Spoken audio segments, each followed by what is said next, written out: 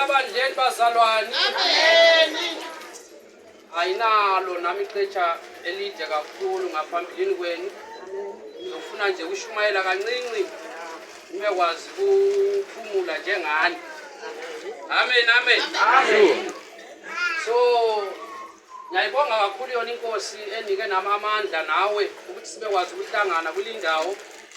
Sibekwazi ukushumayela ivangeli yakhe ukuthi ngamanye amaxesha kumbe singaba abantu abaphendukayo. Besiva umama ethetha ke apha kakhulu esithi ke bekukuhle kakhulu ukuthi njengabazalwane sibekwazi ukuphenduka emsebenzini yethu emibi esiyenzayo ngoba uThixo kasoke wasinika ichance yokuthi sibekwazi ukuphila sezonweni for the sake ukuthi sibekwazi ukufumana impilo engapheliyo. Kufanele ukuthi okwamanje silungisise ubungane bethu naye uThixo ukuthi imisebenzi yethu silungisise masisaphila. Amen. Amen. So ke ngizocela ukuthi bazabala ababalayo iBhayibheli lethu uzobala leli sinalo lapha lesishona lelinye ikhona lesikhiwa ukuthi into yakho nihambe kakuhle njalo kulabo abangavayo le language bekwazi ukuba iEnglish njalo siba nayo isiXhosa. Amen. So ndinothetha ama ishengathi treasure kanaka bazwini zvose kuti zvinhu zvifambe zvakanaka. Chaverengesa rimwe shoko apa rimwe ringe riripo apa kuti Kristu atibatsirewo nevamwe vasinganzwa akangonzwawo chimwe chete achidzokera kumba mangwana anonzwawo ushungu nokuti ngowachatiturukirawo mangwana ivavavo isusu takudzokera hedu kwedu kuyabhuya. Amen, amen. Saka so ngiyayibonga inkosi kakhulu ndaba iyo inkosi ngokwayo yesinika amandla ukuthi sibe apha.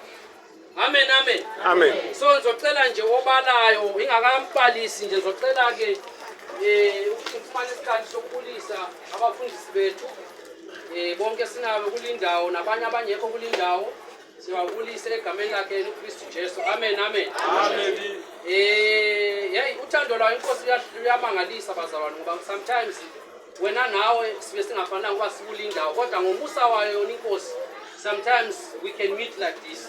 Siba ngabantu abahlanganayo abanye banento zabo abazinkinga abanazo emzini lapho abahlala bekhona abanazo inkinga. Sometimes inkinga ezibanga ukuthi sometimes ungafuna ukucabanga ngakho you cannot come to church but ngokufuna komusa wayo inkosi we regret siyabuya sometimes ecaweni sinazo into sisida singafika ecaweni sibe ngabantu abarefreshayo abantu abakwazi ukuthi uThixo unenjongo nathi. Amen. Amen. So ngizocela nje obalayo ibook lethu ke apha sizohamba kanjani. 1 Corinthians 3 verse 1 Corinthians 3 10 mukati zoresho kuri ko tembere ya Mwari. 1 Corinthians 3 verse 10. By the grace God has given me. Okay, it's fine. Apana msorosho kwa. Amen, amen. So ke isihlobo sendaba esinaso ke sithi ke itempele kaThixo. Itempele yakhe uChrist. That is 1 Corinthians 3 verse 10. Itempele yakhe yena uKristu. Yikho umama obethetha ke isilapha ke ubeshumayela kwamanje emlandelayo emva. Bethi uyazi na ukuthi ke imizimba yethu itempele yakhe yena uChrist. Ngoba yikho kutsho ke umbhalo ungayivula ku 1 Corinthians 6 verse 19 uthetha nokuthi imizimba yenu ilingaze la ingcolisa lento ezalo umhlaba ngoba aliyazi na ukuthi imizimba yenu itempele yakhe yena uChrist. Amen, amen. Amen. 1 Corinthians 6:19 achidzidzisa abaKorinte pamusoro pesexuality immorality yeupombo hwawaita pakati pavo nezvakawanda kuchiva kwose. Anovataurira shoko rokuti amuzive here kuti miviri yenyu imi itembere rake yeKristu Jesu. Amen, amen. Yes. So yona imizimba yethu ma iyitembele kaKristu sifanele ukuthi yona imizimba yethu ibe njani. Umbuzo ke uthi imizimba yethu ma yona iyitempele yakhe uChrist imizimba yethu sifanele ukuthi sithini ngayo ngoba imizimba efikela yena uThixo. Amen, amen. Yes. Rengaiti Bateni, menyesha za Mwari dzandakapiwa, dzakaronga neyo somo wake wakachenjera. mumwe unovaka pamusoro padzo zvino mumwe nomumwe ngaachenjere kuti unovaka sei pamusoro padzo. I will repeat 10. By the grace God has given me, I laid a foundation as an expert builder, and someone else is building on it, but each one should be careful how he builds. Amen, amen. Amen.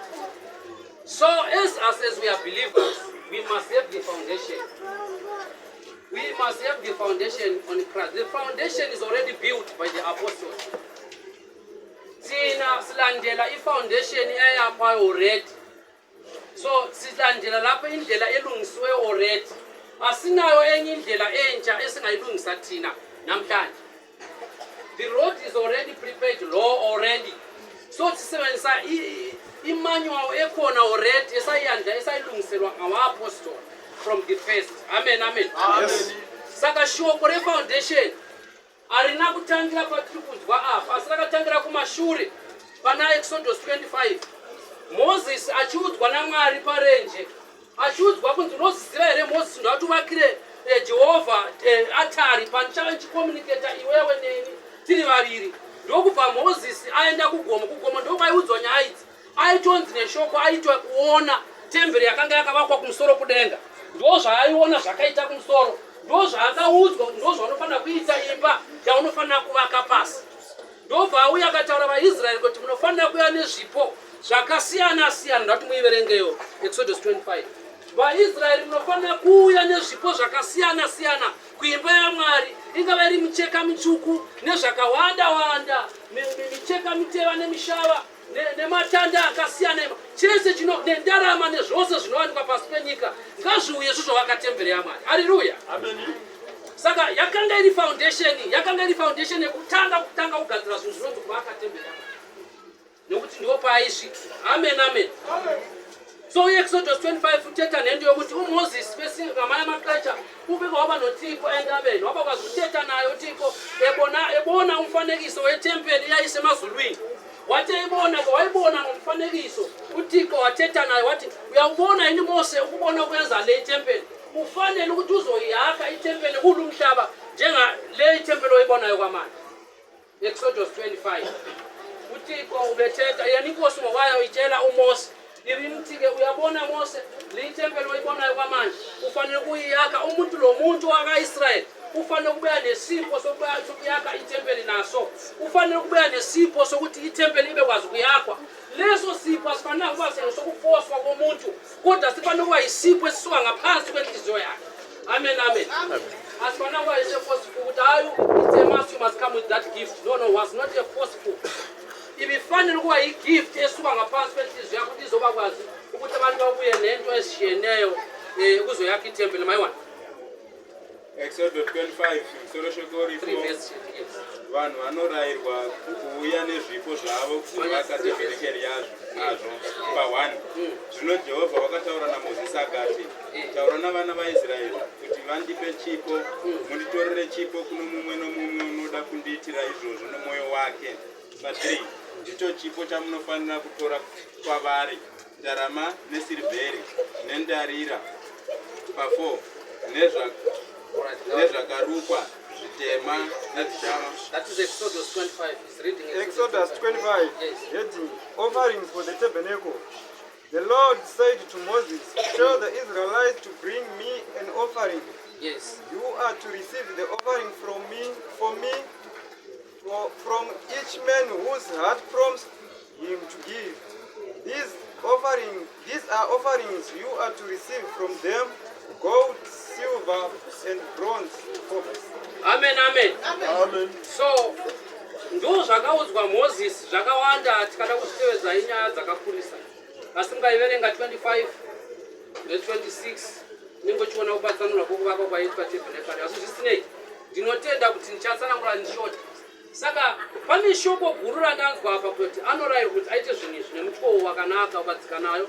Akanga achitevedzera, Mwari akamupa warning yekuti Moses unofanira kuita zvinhu izvi according nezvawadii naye nezvawaona kuti foundation igare zvakanaka. Hallelujah. Saka remember iyi haisi temple yakanga ine, asi ndo yakanga ine chekuti uvepo hwaMwari hwakanga huri panzvimbo iyoyo. Saka Mwari aidora chinhu chinotoonekwa nevanhu. ndosaka akakurudzira Mozisi kuti zvawaona izvi ngazvichitoitwa pasi kuti vanhu ava zvizive kuti inini ndiri pakati pavo, ndiwo pane pandinogara ndiri pakati pavo. Saka unofanira kuvaka chinhu chakadaro. Haleluya.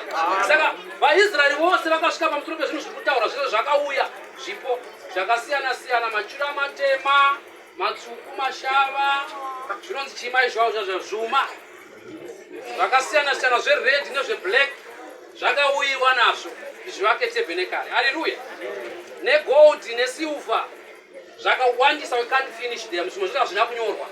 Zvauya vakasarudza zvakakoshera kuti zvakakosha kuvaka, vakavaka netembere ine muvakirwo wakaitwa yamunoona mumachechi nhasi vanovaka muvakirwo wakadaro zvakasiyana siyana. Saka akati apedza kuvaka akabva azoisa mucheka unoganhwa nepakati, mucheka wacho kumberi kwakubvaisa tebho 1.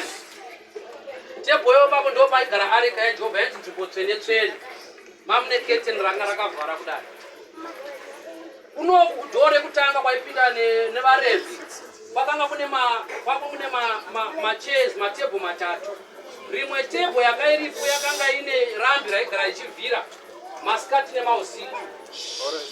Vanakomana vaAroni kuti vaRevhi vakanga vachitowedzera mafuta madhei nemasikati, rambi iro haifanira kudzima. Kumberi zvishoma pakanga pane imwe auta yakanga iripo yakanga ine tebho iyo yechinamba 2. Yaigara ine zvinhu zvaipisirwa zvinonhuhwirira, perfume yaigara ichinhuhwidza, nzvimbo iyo yaigara ichinhuhwirira. Imwe tebho yacho yechipiri yakanga ine zvingwa zvekuratidzira zvaigara zvakangorongedzwa chete. Haleluya, haleluya. Saka kuno ukadzoka chozoona kuti Jesu wacho ndio chingwa cheupenyu. Iye ndiye anoti, iye ndiye hwema unodinai, unonhuhwirira. Iye ndiye chiedza cheupenyu. Haleluya. Saka meti yacho yaingotaura kuti Jesu kana isu titati muviri yedu itembere yaMwari, tinotenda kuti chiedza chake nehwema hwake neshoko rake, nokuti chingwa ndo shoko zvinorarama matiri. Haleluya. So if we believe zvinhu zvakadai, totaura kuti Kristu kana isu tichibvuma kuti tiri tembere yake, tinobvira kuti zvinhu zvese zvinofanira kuwanikwa mauri iwewe. Panofanira kuwanikwa chiedza, panofanira kuwanikwa chingwa chinova ndo shoko, panofanira kuva une hwema kuti panofamba vanoziva kuti anonamata. Amen, amen. Amen. Sititina itembele katiko yakho ngalolu hlobo waba umuntu ukuthi kwesinye isikhathi ungafuna ukuyimamela into yakho nebona imizimba yethu masithi thina yitembele kaKristu. uMose etshengiswa nguThixo entabeni watshengisa ukuthi ufanele ukuthi eyibakhe ngalolu hlobo uzabeka i-demarcation, uzacrossa indlu yakhe ngaphakathi ibe ngamaphathi amabili. Enye indawo ifanele ukuba yindawo ehlala ke i-presence kaThixo, the holy of the holy. That was not a no-go area for just everybody. Not any priest was allowed to go that place just without any reason. Yes. So our priest bonke babephelela emathebulini okuqala amabili amathathu. Enye ithebuli ibile makhandlela amakhandlela abebhebha ebusuku nasemini. Enye ithebuli labo ibine sonkwa sokutshengisela. Enye ithebuli ibine perfume ibithunga intuthu ebusuku nasemini. So bekukutsho ke ukuthi sometimes mathi nasivuma ukuthi imizimba yethu itempele yakhe yeKristu, siyavuma njalo ukuthi lo umfanekiso wabona nguMose entabeni besizowuyenza kulo umhlaba. Utsho ukuthi sometimes ma wena if you are a believer, ma ukhonza kuyena uThixo, ufanele ukuthi ube neperfume yasemzimbeni wakho. Uthi ma uhamba emhlabeni abantu babakwazi ukuthi lo muntu uyakhonza. Ufanele kuba umuntu onelizwi lakhe yena uThixo, ukuthi ma unelizwi lakhe ithi you are not easy to be uprooted. Awusiwo umuntu olula ukukhitshwa into ezokukhonza ngoba unalo ilizwi lakhe uThixo. Amen, amen. Yes. Ma umuntu onakho ukukhanya uzawuba umuntu obonakalayo. Yazi umuntu okhanyayo yena uMose kwesisikhathini uThixo uthetha uthi kuMatthew chapter 5 lo muntu ke ongabe ekhonza kuyena ufanekiswa sometimes ukuthi njengelight elibekwe phezulu kwentaba. Ubani nabantu ogqithayo ebusuku lapha kune-light. So if you have light in you, everyone who's passing is going to see that there's a light there. Yes. Amen, amen. Amen. Saka Jesu ari kurarama matiri, ndiye ari kuti kana imi mukararama zvandinoda mukabvuma kuti tembere yake ndimi, munofanira kuaplya zvaakaratidza panyika panyama zvichitoratidzwa vana vaIsraeri kuti ndo zvamunofanira kuti muite. Haleluya. Saka munozvinzwisisa here kuti miviri yenyu itembere raMwari? Unokozoita tembere sei musingagari neshoko? Haleluya. Saka shoko rinofanira kuti rirame mamuri kuti foundation yakagadzirwa navapostora ive nesimba. Haina kuperera apapa. Pane imwe hangu yandaitomboreverenga apa pamusuno ichitaurwa Solomoni achiudzwa assignment yakanga yaudzwa baba wake Dhavhidha yekuvaka temberi. Raakavaka Dhavhidha achiudzwa pachena kuti iwe Dhavhidha ndichazoti mwana wako ndo vachagadza ushe ndiye achazondovakira temberi. Echizobvunzwa pana vana madzimambo paya pa 6 5 6 ichitsika pa 7 unozonzwa achiudzwa Solomoni pamusoro pekunge iye aita mubishi rokuda kuti avake temberi yaMwari. Shuwa zvakanga zvakanaka. Haleluya. Amen. Andati muiverenge futiyo. Saka munozvinzwisisa kuti kana miviri yedu ikava inofadza Jehovha mune zvinhu zvamunofanira kuaplya mamuri. Mukaaplya zvinhu izvozvo foundation yatanga kuvakwa. Nokuti foundation yenyu yaminayo iyi yatiri kuona ndeye vaviri vakawirirana imi musati mavapo. Ndobva munhu atoti iwe ndokuda, ndobva mwati iwe neno ndokuda, ndobva watorara vese, ndobva patokuda iwe. Saka ndo muviri watiri kuona kunotoende vanhu vatoti mwana wanga ari kuCape Town vakatotanga vadanana vanhu ivavo. Haleluya. Saka haisiro foundation yemuviri watiri kutaura nezvawo.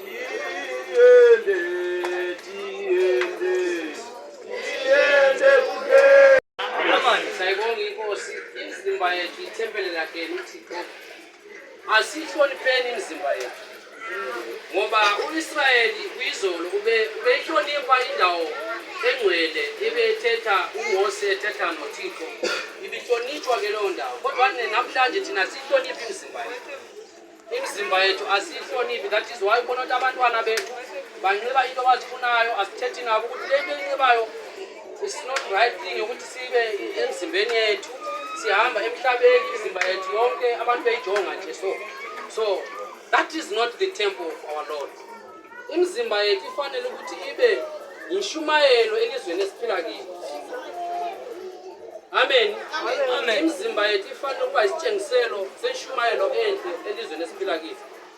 So ngiyabonga. So amabadikani ndinotenda ukuthi ishekanaka tibatsira ngati vavarirei kubuda mune zvinosemesa zvenyika titsvage Kristu ararame matiri nekuti vazhinji tinouya kuchechi yedu asi Kristu asina simba rokuti agone kuwana zvinhu matiri. Saka ndine mashoko asina kuwanda pano hama asi ndine mamwando akuti ndiverengese pano mashoma ndativerengese vhesi chete auverenga vhesi oitangira pa 5 1 Kings 5 Tamba dzedu dzatama vacho kuna 1 madzimambo 5 mukati inoti iyo zvinotarirai mwoyo wangu unoda kuvakira zita raJehovha Mwari wangu imba sezvakataurwa naJehovha kuna baba vangu achiti mwanakomana wako wandichagadza pachigaro chako choushe panzvimbo yako ndiye uchavakira zita rangu imba. Naizvozvo zvino chirayirai kuti 1 madzimambo 6 suro shoko riko kuvakwa kwetemberi pa1 zvino pagore ramazana mana namakumi masere shure kwokubuda kwavana vaIsraeri panyika yeIjipita pagore rechina rokubata ushe kwaSoromoni pakati pavaIsraeri nomwedzi weZifi ndiwo mwedzi wechipiri wakatanga kuvakwa imba yaJehovha. 2 imba yakavakirwa Jehovha namambo Solomoni yakasvika makubhiti 60 pakureba kwayo namakubhiti 20 paupamhi hwayo.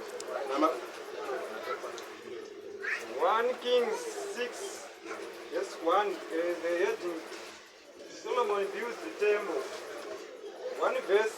In the 480th year after the Israelites had come out of Egypt, in the 4th year of Solomon's reign over Israel, in the month of Ziv, the 2nd month, he began to build the temple of the Lord.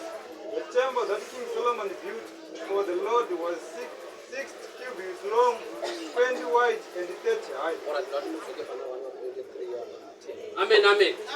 So, what we are talking about is how Solomon builds the temple. Amen. So, shoko wambe amandire kuti Solomon akanga achita zvinhu zvimwe zvakanga zvibva pashoko nezvimwe zvakanyorwa nezvimwe zvaitonzwisisa iye pachakuti mweya waMwari kuti chii. Nekuti ukatarisa pese paakaisa effort pandati amire pa 5 apa handauti nyaya yacho iri mukati hatingarambi tichingoti verenga asi ndichaita short summary yekuti tinzwisise zvandiri kuedza kutaura pamusoro peshoko iri. Pane mashoko andinofarira ekuti Solomon ane imwe nguva yaanonzwisisa kuti ndinofara zvazvino ndava hapana umwe munhu muvengi wangu aripo pakati pangu ari kundigwisa inini. Haleluya. Hapatorina kana muvengi wangu aripo zvazvino ari kundigwisa.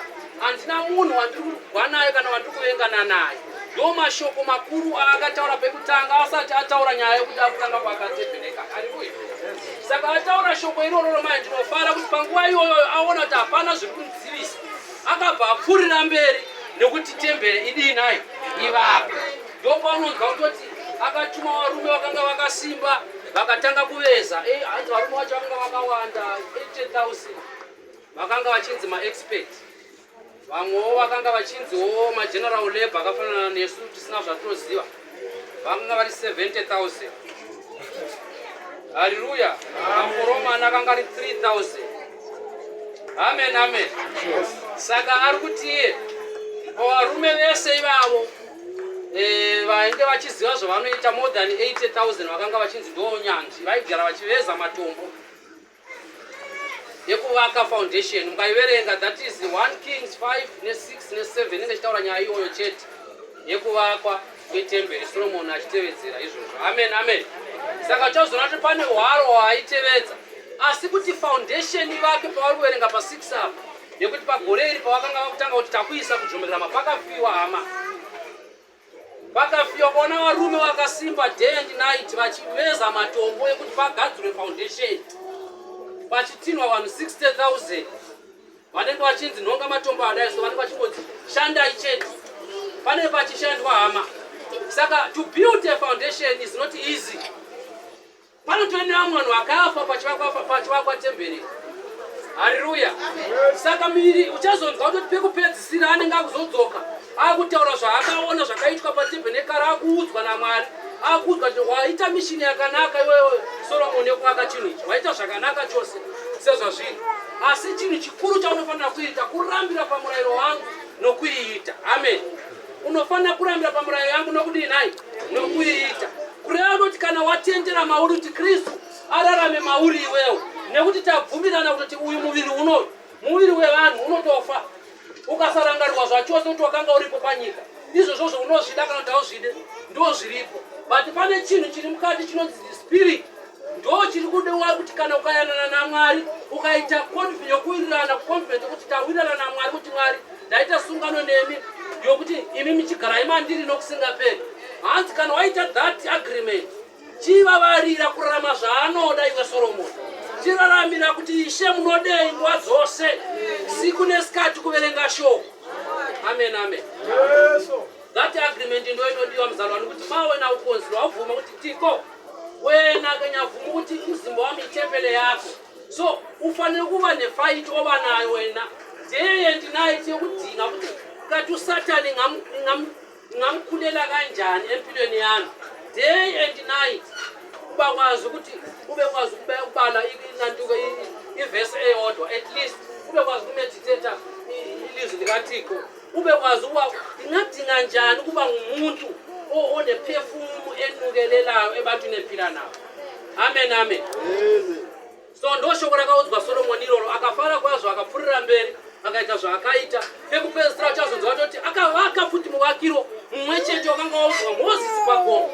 Ndo mavakiro akaita auta yakanga iripo inogara yakanga ine zvinhu zvekuratidzira. Amen, amen.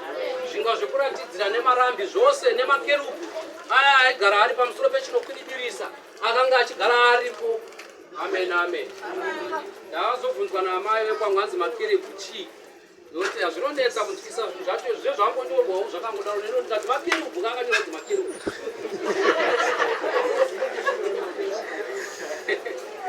Amen, amen. So ndo zvazviri, ndo mashoko mamatinosi.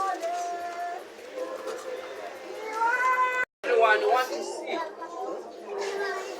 But zvinondishamisa nezvekuti tese tirikuona. But we asking, we want to see. Amen, amen. Kuti pane chakavanzika chiripo chinotaurwa neshoko rekuti pane munhu anoona ari kunze, pane umwe anoona zvekare ari mukati. Amen, amen.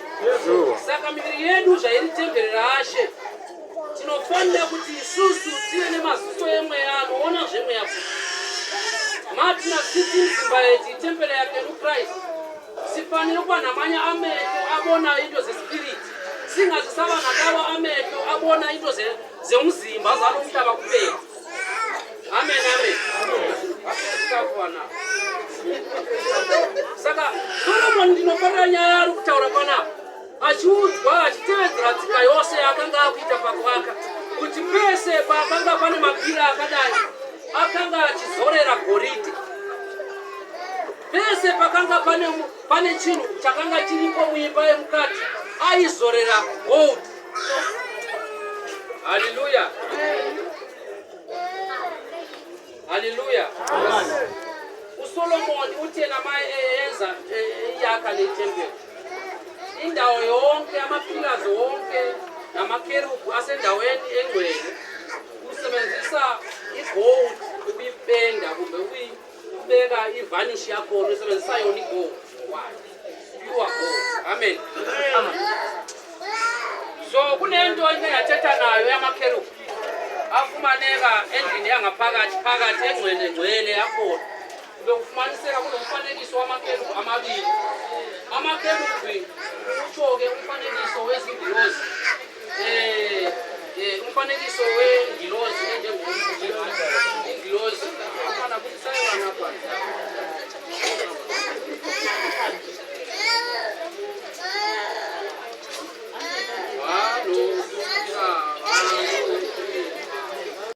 Umfanekiso wezingilozi. So-ke endaweni yazibona leza ingilozi ezibhalwe ku-Revelation ezithethwa nguThixo ukuthi-ke esihlalweni sakhe esingaphezulu kuney'ngilozi ezikhona ezihlabelayo ebusuku nasemini zithi mngcwele mngcwele kakhonzwe ongcwele. Lezo ingilozi kuba ngamakerubi. Amen, amen.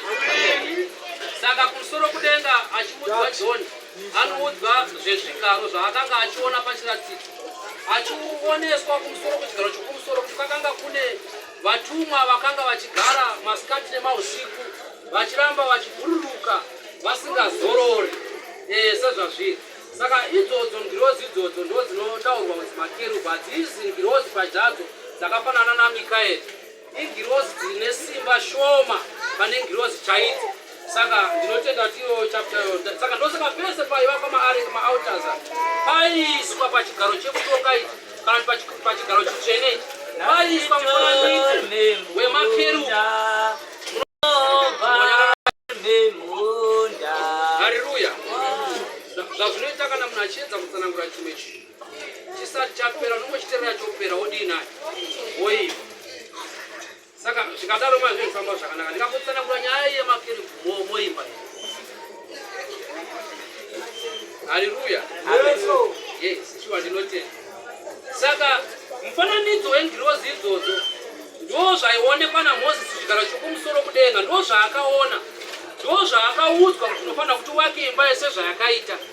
Ndizvo zvimwe chete zvaakuita Solomon. Ari kunzi unofanira kuisa makerubi maviri panzvimbo yemukatikati, unofanira kuivaka ikataurwa kuti makerubi acho unofanira kuaka makubhiti akawanda sei nemapapiro acho anofanira kunge akaita sei, akatsanangurwa zvese izvo. Saka zvinoreva kuti kana miviri yedu tikabvuma isusu kuti Kristu akurarama matiri, isusu hatisi isu taakurarama hama vadikani, asi Jehovha pachake ndiye akurarama matiri. Hauchamirira umwe munhu takuudze kusema zvakaipa, but iwewo pachako wakunzwisa kuti presence yaMwari iri mandiri. Haleluya. Zvoti kana munhu akasvika anorwara aumirire umwe munhu kuti auye, but iwe unokuti uri tembere yaMwari unotonamatira umwe munhu acho unotonzwisisa kuti mweya waMwari uri mandiri ndinogara mavari. Haleluya. Nekuti zvose zvairatidzwa pachiratidzo chefoundation yetembere zvaingoratidza iwewe waizorarama, nokuti munhu kana achirarama panyika ngaazvizive kuti muviri watiri kuona uri panze unorepresenta just a box. Ndosaka chizoti chituna kana munhu afa, nekuti ibox but munhu chaiye ndiye ari mukati. Saka munhu ari mukati ndiye anoraramira mukati mechinhu chatinoona. Chinhu chatinoona ndo chatiri kuona chiri panze. Ndosaka achitaurira vaIsraeri kuti munofanira kuti muwe nemutambo wematumba. Nauye matumba inenge chitaura muviri wekunze watinoona newadhotembere inoonekwa nevanhu. Haleluya. Saka mutambo wematumba unongomirira body outer ino. Saka zvazvino zvatisingatambi matumba tinotamba matumba zvazvino tiri pamatumba. Saka kana munhu ari pamatumba anofanira kuti agadzirise ukama hwake naMwari nokuti ari pamatumba. Amen. Nekuti panguva yematumba ugari uri murenje nokusingaperi, but uchabva parenje ugoenda kuKenani. Saka kuKenani ndo kune upenyu usingaperi. Asi zvazvino tiri kurarama paauta yezvinhu zvinoonekwa zvokuti kana munhu akataza totoona kuti vaihumbe vatadza. Asi kana takutaura zvemunhu wemukati ipapo pane pasina murume kana mukadzi. Amen, amen. Saka iyeye munhu iye ndiye watiri kuti kana akararama matiri mubhokisi ramuri kuona iri bhokisi riri kunyange mukafa zvazvino tikakusiyai muno muchechi vanhu vanongokuiga, but pane chinhu chiri mukati chatakataura kuti ichochocho ndo chinoenda pawaiting list yekutongwa naMwari. Unova ndo mweya uri mukati. Haleluya. Ndokunga takataura nezvenyaya panyara dzamai mugore pachiti pane chinhu chinonzi chemukati anova ndiye mweya oti kana munhu akafa chinoenda pawaiting kunonzi kulindera kuya imi musina mapepa. Moti kana mukanosunga munobva maenda kunokuru nokunzi endai munorindira kunotongwa. Saka iyoyo nyaya ndonoitika kunyaya dzekumweya. Kana munhu akafa mweya yedu hama haisiwe nomuka zvipoko kunyika kuya. Mweya yedu ine kwainomirira kutongwa, umwe nemumwe anomirira kutongwa. So masingafa singasvika kuri mutabazalwana akuko enyindo ezaenzwa mutiko kuti imoya yetu iza kubaikala ingena musindisi. Wesisikati ngamanye amaxesha kube kukuhle ukuthi sibe kwazi ukuthi imizimba yethu njengoba niyitempelelayo sibe kwazi ukuthi thina yena uThixo ebe ngaphakathini kwethu, ngoba yena ngaba ngaphakathi kwethu siyaba namandla okuthandazela nabanye abagulayo nabanye abadinga imisebenzi etc beyifumana bebonga yena uThixo ngoko hayi ukubonga thina. By doing so we are bringing the power of Him here on the earth. Amen, amen. So ndoshoko ratina robadikani kuti miviri yedu iyi imizimba yetu leyi itempele lakhe yena uThixo ngokwakhe. Sifanele ukuthi sihloniphe indawo ehlala yena uThixo, ngoba ma imizimba yethu singayihloniphi bazalwane imizimba yethu sizokufa kulo mhlaba sidubeka kanje, sizokufa futhi moya yethu sidubeke. So kube kukuhle ukuthi inyaniso yethu umuntu ufanele kuphenduka ezonweni zakhe ebuye kuThixo. Mangabuya kuThixo uThixo ngokwakhe ezwe nayo usizi kumbe ukuthethelele izono zakhe, ebekwazi ukufaka itempele yakhe, ibekwazi ukuphila emzimbeni wakhe. But naso unotala nemuviri umuntu nzindwa watembe ndo unogara presence yaMwari wakazara kuipamba. Ndati uverenge 3 mavhesi chete apa mobva magara pasi. Todzoka zvakare muna 1 Vakorinte 3. 1 Corinthians 3. Tisimuka patanga isira pa 11 verse. Nokuti kuno mumwe ungaronga dzimwe nheyo asi idzo dzakarongwa kare ndiye Jesu Kristu. But kana munhu achivaka pamusoro penheyo idzi ndarama kana sirivheri kana mabwe anokosha kana matanda kana muswa kana mashanga, basa romumwe nomumwe richavonekwa nokuti zuva iro richazvibudisa pachena. 11 verse. For no one can lay any foundation other than the one already laid, which is Jesus Christ. If any man builds on this foundation using gold, silver, costly stones, wood, hay or straw, his work will be shown for what it is, because the day will bring it to light. Amen, amen. Pane nawo yangachitaurwa Moses pekutanga. Achinzi Moses unofanira kuti vanhu ngavauye nezvinhu zvavanoda kuti tembere ivakwe. Amen. Pekutanga ndo zvanga achiudzwa ndokanzi vanofanira kuuya nezvavakada, vanofanira kuti vauye nazvo zvinhu zvavakada kuzovaka tembere yaJehovha. Saka pana vachakundishamisa muverenga ari kunditi kunyange zvakadaro hama vane nhamo zvazvino avo vari kuvaka temberi yaJehovha nezvinhu zvinoora. Haleluya. Sure. Kureva kuti kana taamureumu yekuti zvazvino Jesu tinotenda kuti Kristu akatifira uyezve ivhangeri yatinoparidza yakavakwa pamusoro penheyo dzaapostoli. Kureva kuti we are preaching what was preached already. Hatina zvitsva zvatinoparidza nhasi isu asi zvakatoparidzwa kare nevapostori. Ndo zvatiri kufamba mazviri, saka tiri munzira yakafamba vapostori. Saka zviri nyore kutsiura munhu ari kurasika. Tine foundation yakavakwa kare nevapostori. Amen, amen. Yes. Saka foundation iyoyo ndo yekuti takadanwa nenyasha dzachitaurwa namama kuti zvatakadanwa nenyasha isu takufanira kuzivisa kuti nyasha dzacho ndochii. Tobva tadzokera pafoundation toona kuti vakadzidana vakanga vari pakutambukirira kuti nyasha idzodziuye kwatiri vakashanda nesimba vasingashandisi zvinoorama. Ndosaka vakasvika pamusoro pekutakwa nemabhomwe vachichekwa musoro vari vapenyu vachifira evhangeriyoni. Havana kuivaka evhangeri pamusoro pezvinhu zvinobatika sirivha kana ndarama. Haina kuvaka foundation yatiri kufamba mairi. Foundation yatiri kufamba mairi yakavakwa pamusoro pemabasa akanaka, pamusoro pemashoko akanaka, pamusoro pesimba raiyo Jehovha Mwari. Amen, amen. Amen. Ifoundation esihamba kiyo ekatiko yena silandela ngamuva kwabo amapostola oPaulo noPeter noAndrew nabanye bonke silandela emva kwabo emsebenzini abayenzayo. So thina asinakho into entsha esingabuya nayo sishumayela kwanamhlanje phambili kwabazalwane, kodwa nisibamba into yashumayelwa izolo yesisebenzisayo ukuyishumayela the same way amapostola abayenza kwayizolo. Asinayo enye into entsha esifanele ukuyifaka phambili kwabazalwane namhlanje. Kulaba abakholwayo asinayo enye into ivangeli entsha esingayifaka phambilini kwenu, kodwa silandela into yafakwa ngabapostola, silandela ngumphoko ivangeli yamandla akhe yena uThixo ukuthi bekwazi ukusiza abagulayo, bekwazi ukusisiza ezinkingeni zalo umhlaba. Amen, amen. Saka kana munhu achirama ari panyika ino ngaazvizive kuti ari patebhenekari inoora iri kufamba zvazvino. Iyi ngaachinganye kusiyana nayo nekuti anozotara pana 5:1-5 yavakorinto achidzidzisa shoko rakanaka muapostola Paul achiti zvakanaka kuti muvavarire kuti muviri yenyu inorarama iri kunze imedzwe nemunhu wemukati. Kureva kuti kana uyu muviri unofa ukamedzwa newo mukati usingafi, imi hamuchaiti zvamunoda. Amen, amen.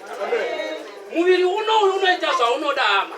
Iwo muviri wakagara panapo unoita zvaunoda. Imizimba yedu bazalwane lei esiibonayo sinayo kwamanje siyazithanda, singabantu abathanda into ezimbi, singabantu abaqaphula abanye abantu, asinazo inhliziyo eziright every time, singabantu ababhora abanye abantu. Sometimes sinezinkinga esizifakayo emsebenzini ukuthi abanye abantu balahlekele emsebenzi.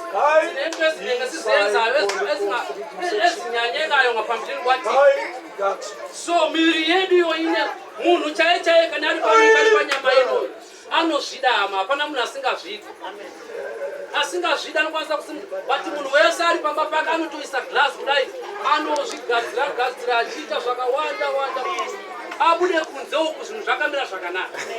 Kureva kuti munhu pachake chaakafunga chekutanga ndechekugadzirisa temberi yainoonekwa nevanhu, kuti vanhu kana vaakundiona ndichifamba panze ikeino Christmas ichisvika kuda noona vanhu vachita kiu kuenda mushopu kutsvaka kuti muviri wekunze uonekwe zvakanaka. Saka ndo dambudziko ratinaro kuti tikwanise kuyanana naKristu izvozvo January to December atiite izvozvo, but kana iri nyaya yekushongesa chinhu chiri kunze ichi unotoona vanhu vachisimba kwazvo, vachisimbirira kwazvo panyaya idzodzo. Hama, muviri unoyu unoparara. Kana vari vana amai mugere kudzimba vavarirai kuva nerudo chairo runobva pasi pemwoyo kuti temberi riri kunze risasvibe, nokuti rikagara rasviba munhu wemukati akutofa. Amen, amen. Haleluya. Saka musavake foundation yenyu pamusoro pemajanga, pamusoro pezvinhu zvinoora zvenyika ino, kuti kana munhu achiuya kuchechi anotarisa kuhomwe kuti mazuva ano zvinhu zviri kufaya here basa. Kana zvinhu zvichifaya saka anoti mazuva ano zviri kunyanyisa kufaya ka ndozoenda Mwari vakandidayira. Haleluya. varipo vamwe vanoita izvozvo. Umwewo anonetsawo murume kumba, umwe anonetsa mukadzi kumba, zvekutoti mukadzi anoti nduu here zvakaita vamwe varume vose. Haleluya. Saka zvinoitika mukurarama mutemberi ino unotoita izvozvo. Mukadzi anototi murume uyu murume wandakamwana ku. Asi imomo ndo muri kugara presence yanai yaJehovha. Uyo ari kunzi mutemberi imo Mozisi vanakomana vaAroni vanofanira kunge vakamira masikati nemausiku sezvawakaona kumusoro. Amen, amen. Saka varipo vamwe kuti kana vakaitirwawo nyasha naMwari vanozitora nyasha dzavo vofungidza kuti Mwari ndigumeti. Inyasha hama dzatakaitirwa takanga tisingakwani pakudya pamukombero, asi nenyasha dzaakaita paKalvari tiri kukwanawo kudyawo. Inyasha dzekuti tive pano tichiparidza evhangeri ino, vamwe havana mapepa, inyasha idzodzo. Kune dzimwe nyika mune mutoparidza makamira sei. Saka ndopanoona vanhu vachoti kana vakaiwana mari yacho vanotanga kunetsana kuti mari yacho yauya. Macho mavashande vasina mapepa. Mari yacho yauya vakunetsana kuti vamupepe mari yacho. Amen, amen. Zvinhu zvandinotaura zvino zvikuraya mwiri yedu yemukati. Ndandisingatombozvizivi kuti pane chinhu chinonzi pincode inotonyorwa mukati kumba yekati yekubhengi. Kati racho rinovhuriswa nomumwe munhu next door ane mapepa, iwo hauna mapepa, maitirwa nyasha. Nyasha dzamaitirwa dzokuti mumwe munhu aita izvozvo zvavo mavhurisirwawo kati ndeyekuti munotoyananawo muri vaviri. Hama kati ndori nderekuose, asi rotoita romunhu mumwe chete. Ndozvo zvakaita tirarama munyika, asi touya kuti todinayo tonamana. Saka temberi riri kutaurwa yaina kudaro ndozvinoora zvose zvamuri kuona izvi. Saka zvinoora manje izvi ndozviri kuraya chisingaori chiri mukati. Ofuti chiri mukati ndo chinonzi kana chikava nesimba chinobva chakuonesa kuti zvese zvatiri kuvimba nazvo zvekuti ndione kuti mukadzi wangu anondida chaizvo ngaandise pastatasi ndizive kuti shuwa andida. Ndozviri kunzi izvozvo ndozvinoora izvozvo. Amen, amen. Sorry, handisi kuti musaisane pamastatasi. Asi ndiri kuti sandizvo zvinotaura kuti wadiwa chaizvo. Ndobva kunorana negirlfriend anokuisa kuti kuita here chipambi. Vamwe unotaura nekuti hamuna kuita chipambi chake. Munhu akaita chipambi chamalegend panyaya idzi anenge achitoita nyaya idzi akatoisa murume wake pastatasi. Pasava nezvinhu zvinotomboonekwa zvacho. Saka haisiwo nyaya yekuti kana zvinhu zvikaitwa ndo zvinotaura kuti presence yaKristu iri pakati pedu. Ndo zvinoora izvi zviri kutaura neshoko kuti kukuisa pastatasi zvinhu zvinoora nokuti munhu wenyika anozvigona. Asi chisingaori kuratidza rudo kumukadzi wangu kumba. Rudo rwacho ndorwo kungomuratidza kuti ndinokuda. Unomuratidza sei? Kwete nezvinoora. Zvimwe zvacho zvokutoti ukadati vataure so vamwe unotoshamisika kuti ndo zvavanoita. Haleluya, haleluya. Saka ndo chapter iripo. Munati ndikupe mufananidzo wekutoti zvisingaori zvakanaka. Munhu anokwanisa kugara kumba ari amai, ndarirayi vakomana, unokwanisa kugara kumba uri amai vakaroorwa for the last maybe 10-15 years. Asi murume wako makatomboitawo vanhu asi asingaiti bonde newe mugeresa. Kwete nokuti haasi kuda but asingakwanisi nemabilities ari panyama pake kuti ari kutokundikana nezvekuitika kuti nyama yake iri kudini hai iri kukundikana. But wotoramba wakagara usina munhu waunoudza ufungu. Iye achitozviziva kuti mukadzi ndigere naye ndozviri. Iwowo wacho kuti uchigara iwawo ndo masaini dzekuratidza kuti unomuda. Pane zvakawanda. Umwe anogona kurwara, umwe anokwanisa kuva nekurwara kwaainako BP whatever zvausingaziviwo.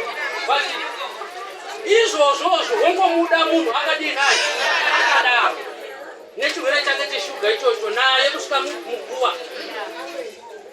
Asina rudo rwechokwadi haapamira kurarama nemunhu anorwara, kurarama nemunhu ari padambudziko renoti handina wandinoudza.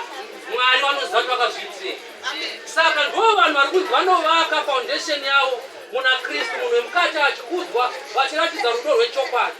Zvinhu zvinotaurwa nenyika kunzi ukaudza umwe munhu anoti nani tijaidzi munhu kudaro ndo zvinoitika kwaKristu izvozvo.